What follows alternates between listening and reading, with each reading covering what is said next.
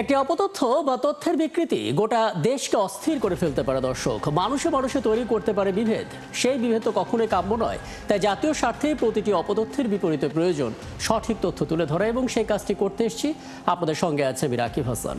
আমন্ত্রণ জানাচ্ছি rumour check নিয়ে ৭১-এর নিয়মিত আয়োজন ফেক নিউজ স্ক্যানারে। এবং আজ আমাদের সঙ্গে আছেন অতিথি হিসেবে আন্তর্জাতিক অপরাধ ট্রাইব্যুনালের প্রসিকিউটর সাইমুম রেজা তালুকদার। আমরা আমাদের অতিথির সঙ্গে কথা বলবো, তবে তার আগে যথারীতি আমরা কিছু ফ্যাক্ট চেক দেখাতে চাই একটা প্রতিবেদনের মাধ্যমে, যেখান থেকে আমরা একটা ধারণা খুঁজে পাবো যে কী ধরনের অপতথ্যগুলো আসলে ছড়াচ্ছে দর্শক। পাকিস্তানের উপপ্রধানমন্ত্রী যখন ঢাকা সফর করছেন, তখন ভার্চুয়াল জগতে চলছে একের পর এক গুজব। এই গত বছরে যেমন কোটা আন্দোলনের ভিডিও নতুন করে পোস্ট করে দাবি করা হলো পাক উপপ্রধানমন্ত্রী ঢাকা সফরকে ঘিরে সাভার ক্যান্টনমেন্টে নাকি সেনাবাহিনীর মধ্যে বিদ্রোহ চলছে। বিষয়টি যে মিথ্যা সেটা নিশ্চিত হয় ফ্যাক্ট চেক করে। এর কিছুক্ষণ বাদে আরেকটি সহিংসতার ভিডিও ছড়িয়ে দিয়ে দাবি করা হয় পাক উপপ্রধানমন্ত্রীর সফরকে ঘিরে সচিবালয়ে হাতাহাতি মারামারি চলছে। পরে যাচাই করে দেখা গেল সেই ভিডিওটা প্রায় ১ বছর আগের ভিডিও, এবং সেটা ভিন্ন ইস্যুতে। একইভাবে গুজব ছড়িয়েছে বিএনপি এবং ডাকসু নির্বাচনকে ঘিরেও। দর্শক, চলুন শুরুতেই কয়েকটা ফ্যাক্ট চেক দেখে নিই, তারপর আলাপে যাব। পাকিস্তানের উপপ্রধানমন্ত্রী ও পররাষ্ট্রমন্ত্রী ইসহাক দারের ঢাকা সফরকে কেন্দ্র করে সাভার ক্যান্টনমেন্টে নাকি সেনাবাহিনীর মধ্যে ব্যাপক বিদ্রোহ চলছে, এমন দাবিতে একটি ভিডিও সামাজিক যোগাযোগ মাধ্যমে ছড়িয়ে পড়েছে। তবে ফ্যাক্ট চেক করে দেখা গেল ক্যান্টনমেন্টে এমন কোনো ঘটনাই ঘটেনি। মূলত গত বছরের জুলাই মাসে বৈষম্যবিরোধী আন্দোলনের সময় রাজধানীর মাটিকাটা এসিবি চত্বর এলাকায় আন্দোলনকারীদের বিক্ষোভ মিছিল পুলিশ আর আনসার ছত্রভঙ্গ করে দেয়। এটা সেই সময়কার ভিডিও। এটাকেই মিথ্যা দাবিতে ছড়িয়ে দেওয়া হয়েছে। ওদিকে পাকিস্তানের পররাষ্ট্রমন্ত্রীর বাংলাদেশে আসা নিয়ে সচিবালয়ে চলছে সচিবদের প্রতিবাদ, এবং উচ্চ পর্যায়ে সরকারি চাকরিজীবীদের মধ্যে চলছে বাকবিতণ্ডা, এমন শিরোনামের একটি ভিডিও ফেসবুকে রীতিমতো ঝড় তুলেছে। ছড়িয়ে পড়েছে উত্তেজনা। তবে এই দাবিটি যে মিথ্যা সেটা ধরা পড়ল ফ্যাক্ট চেক করে। জানা গেল ভিডিওর সাথে পাকিস্তানের উপপ্রধানমন্ত্রী ও পররাষ্ট্রমন্ত্রী ইসহাক দারের ঢাকা সফরের কোনো সম্পর্ক নেই। এই ভিডিওটি প্রায় ১ বছর আগের, গত বছরের ১০ সেপ্টেম্বরের। সেদিন সচিবালয়ে জনপ্রশাসন মন্ত্রণালয়ে হট্টগোল করেন উপসচিব পর্যায়ের একদল কর্মকর্তা। হট্টগোলের সেই ভিডিওকেই মিথ্যা দাবিতে ছড়িয়ে দেওয়া হলো। এসবের মধ্যে একটি মিছিলের ভিডিও ছড়িয়ে দেওয়া হয়েছে ফেসবুকে। ক্যাপশনে লেখা, পাকিস্তানি উপপ্রধানমন্ত্রীকে শুভেচ্ছা জানাতে যাচ্ছে জিন্নার রেখে যাওয়া কিছু বাঙালি সন্তান। পরে ফ্যাক্ট চেক করে দেখা গেল দাবিটি মিথ্যা। পাকিস্তানের উপপ্রধানমন্ত্রী ঢাকা সফরকে কেন্দ্র করে তাকে শুভেচ্ছা জানিয়ে কোনো মিছিল অনুষ্ঠিত হয়নি। এটি মূলত গত ১৬ই জুনের ভিডিও। সেদিন শাহবাগ ও কাটাবন এলাকায় নিষিদ্ধ ঘোষিত সংগঠন ছাত্রলীগের ঝটিকা মিছিলের ভিডিও এটি। এটাকেই আলোচিত দাবিতে প্রচার করা হয়েছে। সম্প্রতি ফেসবুকে বেশ কিছু ফটোকার্ড প্রকাশ করা হয়েছে, যেখানে দাবি করা হয়েছে ঢাকা বিশ্ববিদ্যালয়ের উপাচার্য অধ্যাপক ডক্টর নিয়াজ আহমেদ খান নাকি বলেছেন, ডাকসু নির্বাচন বাধাগ্রস্ত হলে দায়িত্ব ছেড়ে সব বলে দেব। তবে অনুসন্ধান করে জানা গেল এমন মন্তব্য তিনি করেননি। তিনি আসলে বলেছিলেন, ডাকসু নির্বাচন আয়োজনে সবাই যতক্ষণ আমার হাত ধরে থাকবেন ততক্ষণ আমি মাঠে থাকব। যেখানে আমার হাত ছেড়ে দেবেন আমি পরিষ্কার আপনাদেরকে ডেকে বলে দেব যে এই জায়গাতে আমার বাধা হচ্ছে। উপাচার্যের এই বক্তব্যটিকেই ভুলভাবে উদ্ধৃত করে গুজব ছড়ানো হচ্ছে। এখানে শেষ নয়। ৭১ টিভি ডিজাইন সংবলিত একটি ফটোকার্ড ফেসবুকে ছড়িয়ে পড়েছে, যেখানে বিএনপির নির্বাহী কমিটির সদস্য রুহুল কুদ্দুস তালুকদার দুলু নাকি বলেছেন, কেন্দ্র দখল করে ফেব্রুয়ারির নির্বাচনে ২৫০টির অধিক আসন পেয়ে জয়লাভ করবে বিএনপি। তবে দাবিটি মিথ্যা। ৭১ টিভি এমন কোনো ফটোকার্ড বা সংবাদ প্রচার করেনি, এবং রুহুল কুদ্দুস তালুকদার দুলুও এমন কোনো মন্তব্য করেননি। ডিজিটাল প্রযুক্তির কারসাজি দিয়ে ৭১ টিভির ফটোকার্ড নকল করা হয়েছে, তারপর ধারাবাহিকভাবে ছড়িয়ে দেওয়া হয়েছে। দর্শক, আজ ফ্যাক্ট চেক বিশ্লেষণ করে দেখা যাচ্ছে বেশিরভাগ গুজব ছড়িয়েছে পাক উপপ্রধানমন্ত্রী ঢাকা সফরকে ঘিরে। এক্ষেত্রে পুরনো সহিংসতার ভিডিওকে মিরর ইমেজিং বা কালার ইফেক্ট দিয়ে বদলে ফেলা হচ্ছে। এরপর পুরনো ভিডিওকে ভিন্ন ভিন্ন ফেসবুক পেজ থেকে ধারাবাহিকভাবে পোস্ট ও বুস্ট করা হচ্ছে। সাথে মেশানো হচ্ছে চটকদার মিথ্যা ক্যাপশন, সূক্ষ্মভাবে ব্যবহার হচ্ছে এআই প্রযুক্তি। রাকিব হাসান, ৭১, ঢাকা।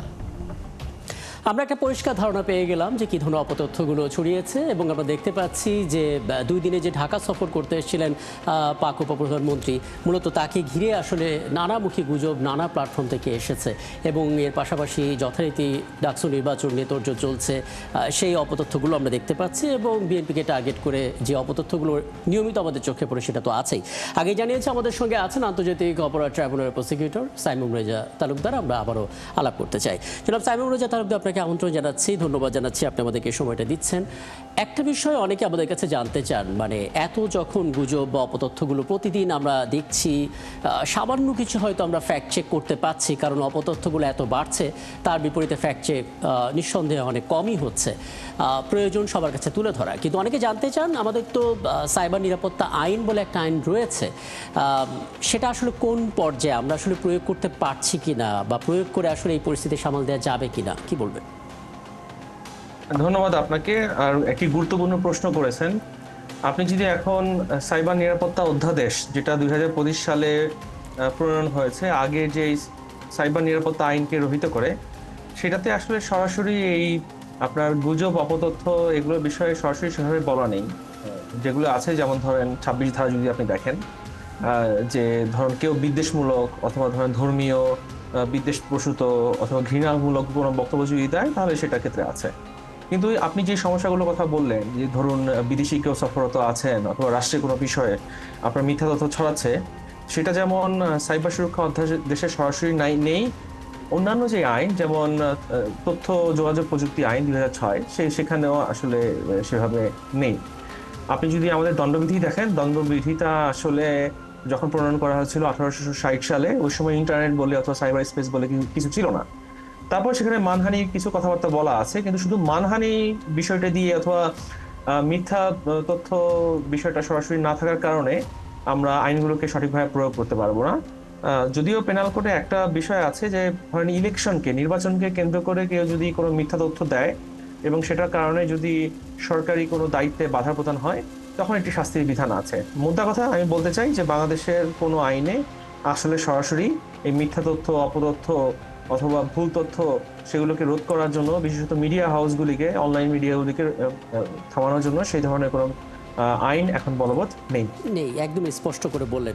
সেক্ষেত্রে মানে একটা বিস্ময়কর ব্যাপার তো এখানে ঘটেই যায়, কারণ সবাই ভাববে যে আমাদের হয়তো সাইবার নিরাপত্তা আইন রয়েছে, সেগুলো দিয়ে সামাল দেওয়া যেতে পারতো, কারণ এটা ছাপিয়ে গিয়ে এখন আবার এআই চলে এসছে এবং এআই দিয়ে যে ডিফেক্টগুলো হচ্ছে উন্নত দেশগুলোতে আমরা দেখতে পাচ্ছি যে আর্টিফিশিয়াল ইন্টেলিজেন্সকে ঘিরে এক ধরনের গাইডলাইন, নীতিমালা আছে, শাস্তির বিধান রয়েছে, জরিমানার মতো অনেক কিছু হচ্ছে এবং সেগুলো আমরা খবরেও দেখতে পাচ্ছি। প্রথমত যে নির্বাচন কেন্দ্রিক গুজবগুলো আমরা প্রতি বছর হতে দেখি, বলা হচ্ছে এবার সেটা মাত্রা ছাড়িয়ে যেতে পারে, অপতথ্যের পরিমাণ এআই যুক্ত হতে পারে এবং এই সংখ্যা খোদ সিইসির। এটা মাথায় রেখে কি ধরনের আইনগত পরিবর্তন বা সংস্কারের প্রয়োজন আপনি অন্তত দেখেন? শুধু পরিবর্তন করলে তো হবে না, পাশাপাশি মাঠ পর্যায়েও তো কাজ করা প্রয়োজন। সেটাই বা কিভাবে হবে? আমি শুধু জাতীয় নির্বাচনের কথা বলছি না, অন্যান্য যত নির্বাচনগুলো আছে, ডাকসু, জাকসু, রাকসু, সবকিছু মাথায় রেখে বলবেন।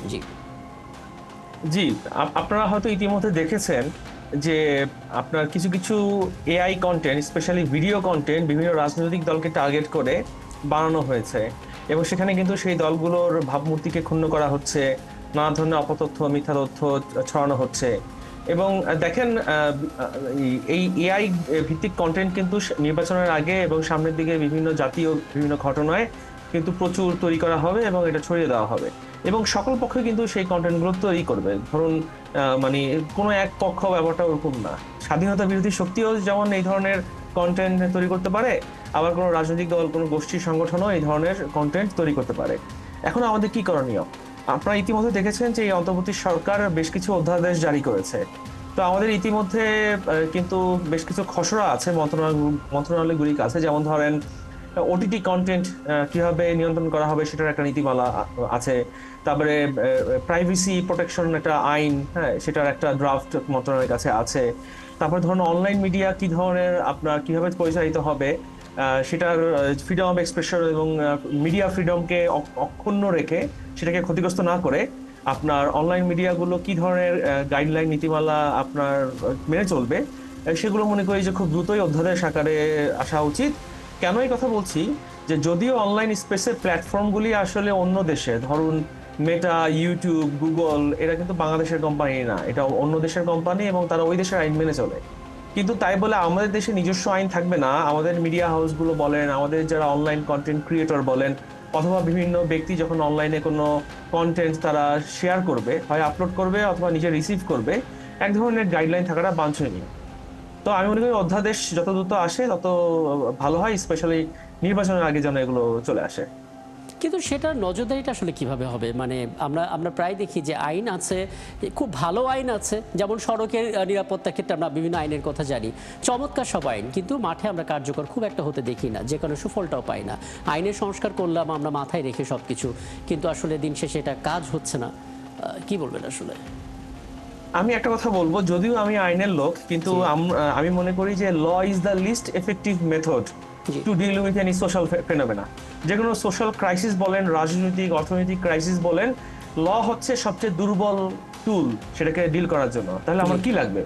জনসচেতনতা লাগবে, ডিজিটাল লিটারেসি কথা আমি বারবার প্রতিবারই বলি এবং আপনাদের আগের অনুষ্ঠানগুলিতেও আমি বলেছি, এটা সরকারের দায়িত্ব ডিজিটাল লিটারেসি আপনার ব্যাপারে ব্যাপক ক্যাম্পেইন করা। সামনের দিকে ইলেকশন ক্যাম্পেইন হবে, সরকারের আমি মনে করি একটা দায়িত্ব যে জনগণকে সচেতনতা করার জন্য আপনার বিভিন্ন ধরনের পিআর ক্যাম্পেইন। আমরা ছোটবেলায় কি দেখতাম, ধরেন স্বাস্থ্য সংক্রান্ত অথবা ভোট সংক্রান্ত বিভিন্ন সরকারি প্রচারণা ছিল না? এই যেমন একটা প্রচারণা ছিল, আমার ভোট আমি দেবো, যাকে খুশি তাকে দেবো। এই স্লোগানটা তো আসলে সরকারি ক্যাম্পেইনের মাধ্যমেই তো এসেছে, তাই না? তাহলে এখন সরকার যদি এই ধরনের ডিজিটাল লিটারেসি ক্যাম্পেইনটা তারা নেয়, আমি মনে করি যে কিছুটা হলেও সুফল পাবো। হ্যাঁ, আইন আপনি করতে পারেন, কিন্তু ডিজিটাল প্ল্যাটফর্মে, ইন্টারনেট ওয়ার্ল্ডে আসলে আইন দিয়ে সেভাবে আপনি রেগুলেশন করতে পারবেন না। এটা ফিজিক্যাল স্পেস এবং ইন্টারনেট স্পেসে রেগুলেশনের ধরনটা সম্পূর্ণ আলাদা।